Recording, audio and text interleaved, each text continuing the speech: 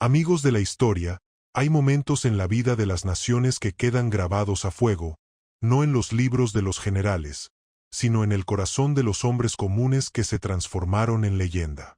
Hoy vamos a viajar a uno de esos instantes, a un día de junio de 1945 donde el cielo de Filipinas sería testigo de un acto de valor y venganza que reescribiría lo que el mundo creía saber sobre México. Esta es la historia de una proporción que parece imposible, una hazaña que la lógica militar desecharía como un mito, pero que la historia registró con letras de sangre y acero. Como 30 mexicanos se enfrentaron a un imperio, en un acto de pura determinación, cambiaron el curso de una batalla y tallaron su nombre en la eternidad. Esta es la historia de la venganza de las águilas. Amanecer del 1 de junio de 1945, 6:47 horas, base aérea de Porac, Luzón, Filipinas. El aire, ya caliente y cargado de la humedad tropical que prometía un día sofocante, vibraba con un sonido distinto, un rugido gutural y profundo que provenía de la línea de vuelo. Allí, 30 monstruos de acero descansaban sobre sus patas, reflejando la primera luz del día en sus fuselajes plateados. Eran los Republic P-47 Thunderbolt del Escuadrón 201 de la Fuerza Aérea Expedicionaria Mexicana. Junto a uno de ellos, realizando la verificación prevuelo con movimientos que intentaban ser metódicos pero que delataban una tensión interna, se encontraba el teniente Fausto Vega Santander. 23 años.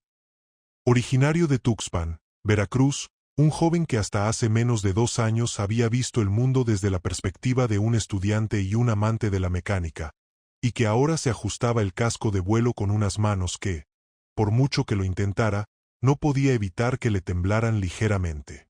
No era miedo en el sentido cobarde de la palabra. Era la descarga eléctrica de la adrenalina pura, el reconocimiento visceral de que en cuestión de minutos estaría volando sobre territorio enemigo absoluto, sobre una jungla impenetrable que ocultaba miles de soldados japoneses entrenados para matar y morir por su emperador sin un ápice de duda. Su avión, su Jag, pesaba 7 toneladas cargado. Bajo cada ala, ancladas con robustez, colgaban 2 bombas de 500 libras cada una. 1000 libras de muerte explosiva esperando ser liberadas. En el fuselaje, cerca de la cabina, alguien había pintado con cuidado un pequeño pero orgulloso águila mexicana, un recordatorio de que ese artefacto de destrucción volaba bajo los colores de una nación que había sido agraviada. ¿Nervioso, Vega? La voz serena, casi casual, del capitán Radamés Gaxiola Andrade, líder de la escuadrilla, hizo que Fausto se volviera. Gaxiola era un hombre que parecía tallado en madera dura. Su rostro mostraba una calma que solo adquirían aquellos que habían mirado a la muerte a los ojos en múltiples ocasiones y habían aprendido a convivir con ella. Fausto negó con la cabeza, una mentira instantánea. Claro que estaba aterrado, pero esa no era la emoción dominante. Lo que realmente hervía en su interior, lo que hacía que sus dientes se apretaran y su corazón latiera con furia contenida, era una rabia antigua, una furia que llevaba grabada en la memoria desde mayo de 1942. 23 nombres.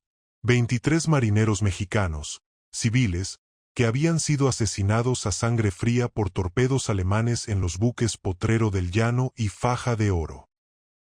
Aunque hoy su objetivo serían posiciones japonesas, para él era la misma guerra, el mismo frente global de la tiranía que había osado derramar sangre mexicana. «Estoy listo, mi capitán», logró decir, su voz algo más firme de lo que esperaba. Gaxiola le dio una palmada en el hombro, un gesto de camaradería y también de advertencia. «Recuerda el procedimiento, entramos rápido, soltamos con precisión, salimos aún más rápido. No somos héroes aquí, somos profesionales. Los héroes muertos no sirven de nada en esta guerra». Fausto asintió, pero en el silencio de su mente sabía que era otra mentira. Todos, en el fondo de sus corazones, anhelaban ser héroes. Querían que sus nombres resonaran, que sus acciones demostraran al mundo entero, y sobre todo a quienes los habían subestimado, que México no era solo un estereotipo de petróleo, sombreros y música festiva. que también podía pelear con ferocidad, que también estaba dispuesto a sangrar en los campos de batalla más lejanos, y que, cuando era necesario, también sabía aplicar una violencia precisa y letal. A las 7 horas en punto, la orden final. 30 motores Pratt y Whitney R2800 Double Wasp rugieron al unísono, un estruendo ensordecedor que hizo temblar la tierra y ahogó cualquier otro sonido. Era la sinfonía del poder aéreo aliado, pero interpretada por una orquesta mexicana. Uno tras otro, los pesados P-47 Thunderbolt comenzaron a rodar por la pista, ganando velocidad hasta que sus ruedas se despegaban de la tierra y se elevaban, majestuosos y mortíferos, hacia el cielo matinal que comenzaba a teñirse de un azul intenso. El Escuadrón 201, las Águilas Aztecas, se dirigía hacia el infierno. Porque eso era Luzón en el verano de 1945. Un infierno verde, húmedo y fanático, donde cada árbol, cada cañaveral, cada sombra en el río podía esconder a un soldado japonés dispuesto a convertir su muerte en un acto de devoción a un dios emperador. Fanáticos que preferían el suicidio a la rendición, que luchaban hasta el último cartucho, la última granada, la última gota de sangre. Y contra ellos, 30 mexicanos cuya experiencia de combate real era exactamente cero. 30 hombres que, en 1942, eran estudiantes, mecánicos de barrio, empleados de oficina, hijos de familias humildes que vieron en la aviación militar no solo un deber patriótico, sino una oportunidad de trascender, de tocar el cielo. Ahora, ese cielo los llevaba directo al rostro de la muerte, con bombas bajo las alas, y para muchos, oraciones silenciosas en sus labios. La formación ascendió hasta los 3000 pies, una altura que les daba cierta seguridad relativa del fuego ligero pero los mantenía dentro del rango visual de su objetivo. Desde arriba, Luzón era una postal engañosa de una belleza serena, una alfombra infinita de verde oscuro y brillante, surcada por los hilos plateados de ríos y arroyos. Era hermosa, y por eso mismo, profundamente traicionera. En esa belleza se ocultaba la muerte. Escuadrilla Águila, aquí control táctico. Objetivo confirmado.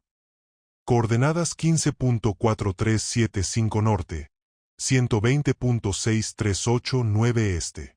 Concentración enemiga masiva en el sector norte del Valle de Cagayán. Estimación de inteligencia, 2000 soldados japoneses, posiblemente una unidad de refresco en tránsito. Repito, 2000 hostiles. Su misión es eliminarlos. La voz que salía de los auriculares era la de un controlador aéreo estadounidense, y su tono era casi aburrido, monótono, como si estuviera leyendo un parte meteorológico rutinario. Pero para los 30 pares de oídos que escuchaban en las cabinas de los P-47, esas palabras eran una sentencia de muerte. Una sentencia que ellos tenían que ejecutar, porque la alternativa era que esa misma masa enemiga saliera de la jungla y ejecutara a sus compatriotas de infantería que luchaban más al sur. Recibido, control. Escuadrilla Águila iniciando ataque. La voz de Gaxiola era un modelo de calma profesional. Con una serie de señales manuales claras y luego por radio, dividió a los 30 aviones en 5 grupos de 6. La táctica era de saturación, atacar desde múltiples ángulos simultáneamente, abrumar las defensas, no dar al enemigo un segundo para recuperarse o reorganizarse. Fausto, asignado al grupo de ataque principal, apretó con fuerza la empuñadura del control de vuelo. Podía sentir el latido de su propio corazón bombeando en sus oídos, rivalizando con el rugido constante del motor. Tenía la boca seca, el sudor le corría por la espalda bajo el traje de vuelo, y sus manos, enguantadas, agarraban los controles con una fuerza que blanqueaba sus nudillos. Era el momento. En picada, ahora. La orden de su líder de grupo fue un disparo. Fausto inclinó el morro del pesado Thunderbolt hacia abajo. De repente, el mundo se transformó. El rugido del motor se intensificó hasta convertirse en un aullido. La velocidad aumentó de manera alarmante. 200, 300, 400 millas por hora. La jungla, que antes era un tapiz, se convirtió en un borrón verde que se acercaba a una velocidad aterradora. Y entonces, entre el verde, los vio. Manchas color khaki moviendos. Docenas, cientos de figuras pequeñas que corrían entre los claros y los árboles. Soldados japoneses. Algunos, al ver los aviones que caían sobre ellos como aves de presa, se detuvieron y comenzaron a disparar. Líneas de balas trazadoras, de un naranja brillante y siniestro, comenzaron a surcar el aire, subiendo desde el suelo como serpientes de fuego. Pasaron a centímetros de su cabina, un recordatorio visceral de que la muerte lo estaba buscando activamente. Vega, suelta las bombas. Ahora. La voz de su líder en sus auriculares lo sacó del microsegundo de parálisis. Su pulgar encontró el botón de liberación en el control. Lo presionó. Sintió 2 golpes secos y una sacudida instantánea en todo el avión a medida que las 1000 libras de explosivos se desprendían de sus lanzadores y comenzaban su caída libre hacia la tierra. Aliviado del peso, el P-47 pareció saltar hacia arriba. Fausto actuó por instinto, tirando del control hacia atrás con toda la fuerza de sus brazos y piernas para recuperar el vuelo nivelado. La fuerza G lo aplastó contra el asiento, una presión inmensa en el pecho que por un momento le oscureció la visión y le hizo ver estrellas. Mantuvo la presión, luchando contra la gravedad y la inercia, rogando que la estructura del avión aguantara. Y entonces, detrás de él, el mundo estalló. No fue una explosión, fueron 2, casi simultáneas, pero lo suficientemente separadas para crear una onda de destrucción concatenada. 2 gigantescas flores de fuego naranja y negro florecieron en el verdor de la jungla. Los destellos fueron cegadores incluso a plena luz del día. Luego vino el sonido, un estruendo profundo y gutural que llegó a través del fuselaje. Y después, la visión. Árboles enteros, arrancados de cuajo, volaban por los aires como fósforos. La tierra se levantaba en una nube marrón. Y cuerpos, pequeñas figuras oscuras, eran lanzadas en todas direcciones como muñecos rotos, algunos en llamas, otros destrozados por la onda expansiva. Fausto, al recuperar la altura y hacer un viraje para evaluar, miró hacia el lugar del impacto. Por primera vez en sus 23 años, comprendió en su totalidad, en sus entrañas, lo que significaba matar. No había gloria en esa imagen. No había heroísmo en esos cuerpos despedazados. Era pura y simple aniquilación. Horrible, visceral, necesaria según la lógica de la guerra, pero profundamente horrible. No tuvo tiempo para filosofar. El valle de Cagayán se había convertido en el epicentro de un infierno en miniatura. Mientras su grupo salía del área, los otros 4 grupos de Thunderbolts mexicanos ejecutaban sus propias pasadas de bombardeo en picado. El cielo se llenó del estruendo de motores en retirada y de nuevas explosiones que estallaban secuencialmente en el suelo. Era un martilleo sistemático, una lluvia de acero y fuego que caía sobre una concentración de tropas que, sorprendidas al aire libre, no tenían dónde esconderse. Los japoneses corrían en un caos absoluto.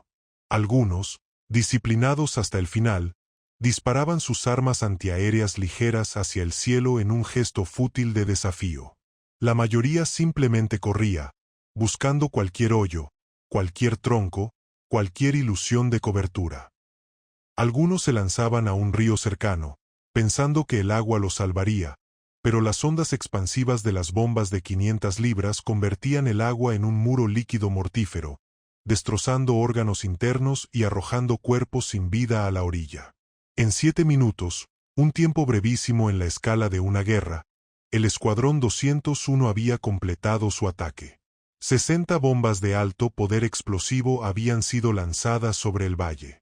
300 toneladas de destrucción concentrada por minuto. Cuando el último P-47 se alejó, lo que quedaba en el valle no era un campo de batalla, era un paisaje lunar de cráteres humeantes, árboles carbonizados y un silencio espeso, cargado de polvo y muerte. Escuadrilla Águila, reporten daños y estado. La voz de Gaxiola era calmada, profesional. 1 a 1. Las voces fueron respondiendo. Águila 1, sin daños, regresando a base. Águila 2, impacto menor en ala derecha, operacional, regresando. Águila 3, motor sobrecalentado, pero bajo control, en ruta. La lista continuó. 29 voces confirmando que estaban vivos, que sus máquinas volaban, que volverían a casa. Todas excepto una. Aguila 6, Repo Root. Cambio. Gaxiola Espero. Solo estática. Aguila 6, Teniente Vega. Micopia? Responda. El silencio en la radio se volvió elocuente, pesado. Una sensación de frío repentino recorrió la espina dorsal del capitán. Miró frenéticamente hacia atrás, escudriñando el cielo y la jungla debajo. Y entonces lo vio. Una columna de humo negro, gruesa y aceitosa, se elevaba desde un punto en la espesura, lejos del valle principal. Un rastro de fuego marcaba el camino de algo que había caído en picada. Vega, eyectate, salta ahora. Gaxiola gritó por radio, abandonando toda calma. No hubo respuesta. El P-47 marcado como Águila 6, el avión de Fausto Vega Santander, se había estrellado. La bola de fuego anaranjada que indicaba el impacto final se vio desde lejos, un destello mudo de tragedia. Fausto Vega Santander, de 23 años, natural de Tuxpan, Veracruz, acababa de convertirse en el primer piloto mexicano muerto en combate en la Segunda Guerra Mundial. En sus últimos segundos de vida, mientras el mundo giraba violentamente a su alrededor y el fuego lamía la cabina, no supo que las 2 bombas que acababa de lanzar habían aniquilado a 47 soldados japoneses en un instante. Nunca supo que su nombre sería grabado en un monumento de mármol en Manila décadas después. Nunca imaginó que se convertiría en un símbolo, en el primero de una lista dolorosa. Solo supo, con una certeza última, que había cumplido. Que había estado allí donde México lo necesitaba, que había llevado la venganza por los 23 marineros hasta el otro lado del mundo, y que, aunque su vida terminaba en una jungla lejana, su deber estaba cumplido. Base Aérea de Porac, 2 de junio de 1945, 18 horas. El comedor de oficiales, un edificio de bambú y madera que intentaba simular normalidad, estaba impregnado de una atmósfera densa, de duelo contenido. Los pilotos del Escuadrón 201 estaban reunidos, 30 hombres según los registros, pero solo 29 cuerpos físicos ocupaban las sillas.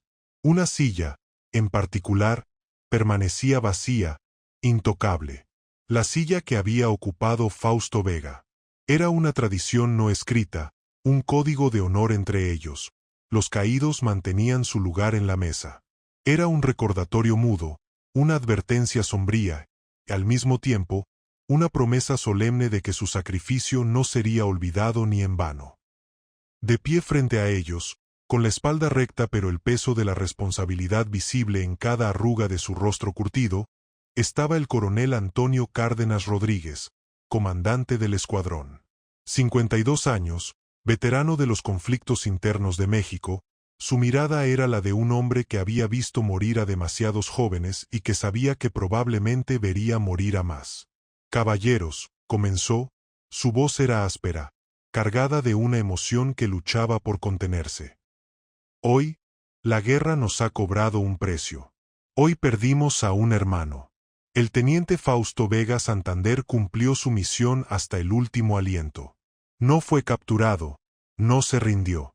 Cayó como cae un águila, luchando por dominar el cielo hasta el instante final. Hizo una pausa, dejando que el silencio hablara por sí mismo. Las patrullas de recuperación estadounidenses llegaron al lugar esta tarde. Recuperaron sus restos. Será trasladado a Manila para un funeral militar con todos los honores. Seremos recibidos por el propio general MacArthur. Otra pausa, más larga. México ha perdido un hijo, pero aquí, en estas islas, ha ganado un héroe. y su ejemplo es el que debemos seguir. Los pilotos escuchaban, algunos con la mirada fija en el suelo, otros con los ojos vidriosos, varios con las mandíbulas apretadas hasta doler, conteniendo un torrente de rabia, de tristeza, de esa impotencia feroz que surge cuando la muerte se lleva a un compañero. Porque ese era el pacto no dicho que habían firmado al subir a esos aviones. La gloria y el honor tenían un precio, y el precio casi siempre se pagaba en sangre joven.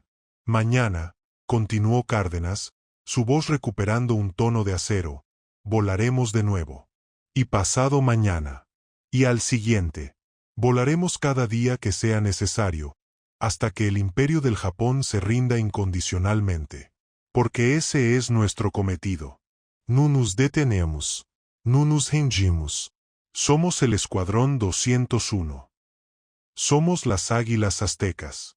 Y haremos que nuestro nombre se convierta en una pesadilla para el enemigo. En ese momento, un piloto levantó la mano. Era el teniente José Espinosa Fuentes, 24 años, de Guadalajara. Había sido el mejor amigo de Fausto desde la escuela de aviación. Mi coronel, con su permiso, dijo, su voz firme a pesar del brillo en sus ojos. Quisiera solicitar volar la misión de mañana en el avión de Fausto. O, si no es posible el mismo aparato, que su nombre sea pintado en el fuselaje del mío.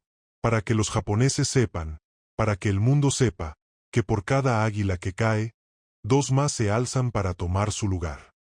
Cárdenas lo observó durante lo que pareció una eternidad, midiendo la determinación en esos ojos jóvenes. Finalmente, asintió con un gesto seco. Concedido, Teniente. Volarás con su nombre. Lo que ninguno de los presentes en esa sala podría saber, lo que la fría estadística de la guerra ya estaba escribiendo en su libro de cuentas, era que José Espinosa Fuentes tenía exactamente 3 semanas más de vida.